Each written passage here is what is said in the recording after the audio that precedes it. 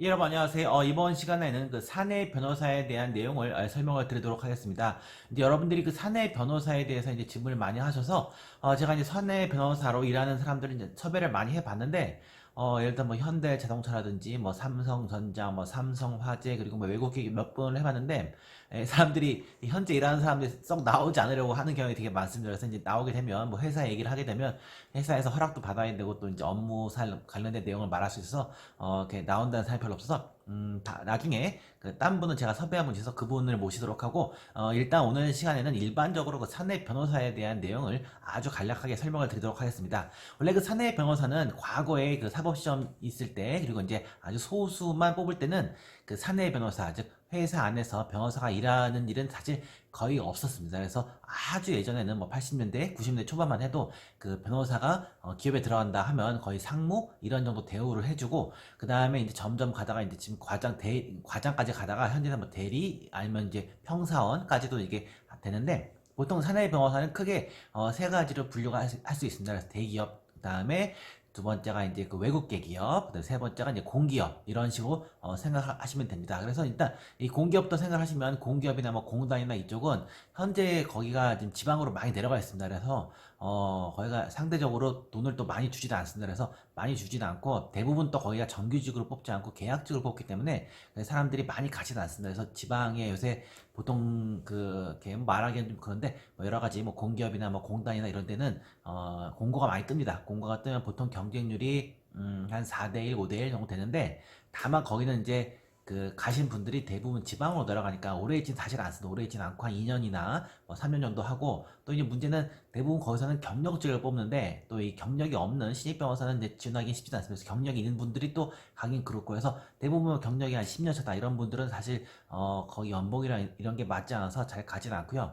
그 다음에 두 번째가 이제 대기업인데 대기업 같은 경우는 이제 그 여러 가지 종류가 많은데 일단 그 부장판사라든지 아니면 부장검사라든지 아니면 뭐 법원장 출신 뽑는 경향도 있고 그분들은 대부분 대기업에 가면 뭐 법무실장이라든지 아니면 이제 그 법무실에 그 총책임자 이런 식으로 많이 갔습니다. 그런 식으로 많이 가고 요새는 이제 그 로스쿨 졸업한 학생들은 주로 많이 가는 게 사원급 아니 대리급으로 갑니다. 그래서 이제 거기는 분야가 다 달라갖고 어느 분야에 가는지에 따라서 일이 다 달라지는데 이 법무실에 가면 이 소송 같은 걸 합니다. 소송을 해도 제가 직접 소송을 하는 건 아니고 일종의 로펌을 섭외합니다. 로펌을 섭외해서 일종의 갑의 위치에서 어느 로펌한테 일을 줄까 하는 식으로 이제 로펌을 골라서 하는 식을 하거나 아니면 이제 그냥 그 일반 업무를 하는 경우도 있습니다. 그래서 업무를 하는데 그냥 단지 그 변호사 자격을 가진 그냥 일반 업무 하는 식이고 다만 그 회사마다 다른데 어떤 회사는 변호사 수당이라고 30만 원에서 50만 원을 더 주는 데도 있고 그걸 인정하지 않는 데도 있고 그냥 똑같은 그냥 입사만 똑같이 해라 그냥 정규직으로 입사만 하고 일은 똑같이 해라 하는 경우도 있는데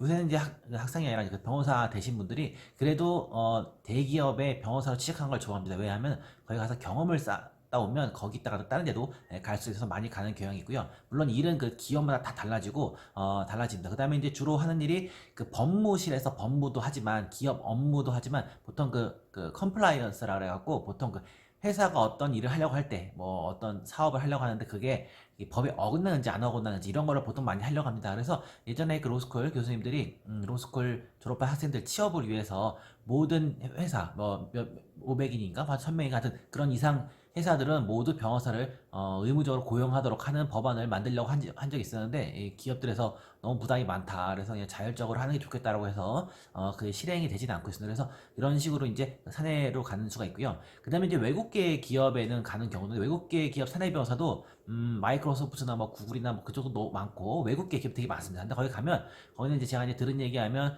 하는 일이 주로 계약에 대한 내용, 그 다음에 이제 그 소송도 가끔 하긴 하는데 주로 소송을 자기네 하진 않고 대부분 이제 다른 로펌들을 시켜서 일을 많이 합니다. 이런 식으로 하고 거기는 또 외국 기업은 일단 영어를 잘해야 입사가 됩니다. 주로 하는 게 거기는 이제 한국 변호사뿐만 아니라 미국 변호사도 많고 뭐 호주 변호사 뭐 각 나라 변호사들이 다 모여 있습니다. 그래서 주로 하는 게 그 그러니까 본국이라기보다는 그 미국이면 미국, 영국이면 영국의 본사하고 보통 회의를 많이 하기 때문에 그런 식으로 보통 영업을 진행합니다. 그래서 일단 설명을 드린 바와 같이 사내 변호사라는 게 워낙 다양합니다. 사내 변호사라 해갖고 일단 송무 변호사 일단 우리가 알고 있는 그냥 변호사들 개업해서 하는 사람들이야 그냥 일이 거의 정해져 있고 뭐 클라이언트라든지 이런 것에 따라 달라지지만 그러니까 사내 변호사는 그 어느 회사에 들어가는지, 그리고 어떤 일을 하는지, 어떤 종에 따라서 다 달라집니다. 그래서 일반적으로 뭐 사내 변호사가 뭐 좋다 나쁘다 할 수도 없고, 뭐 근무 환경은 상대적으로 그러니까 다 달라집니다. 또 어떤 데는 일은 적고 돈은 많이 주는 데도 있고, 어떤 데는 또 일도 많고 돈 안 주는 데 있고, 그거는 워낙 많이 차이가 많이 나서 이제 그거는 이제 정말 이게 차이가 많이 납니다. 회사마다 다 달라지고. 그래서 같은 사내 변호사라고 해도 뭐큰 기업, 작은 기업도 있고, 뭐 삼성도 있고, 뭐 현대도 있고 다 다르니까 그냥 그 일률적으로 말하기는 쉽진 않습니다. 여기까지 설명을 드리도록 하겠습니다. 감사합니다.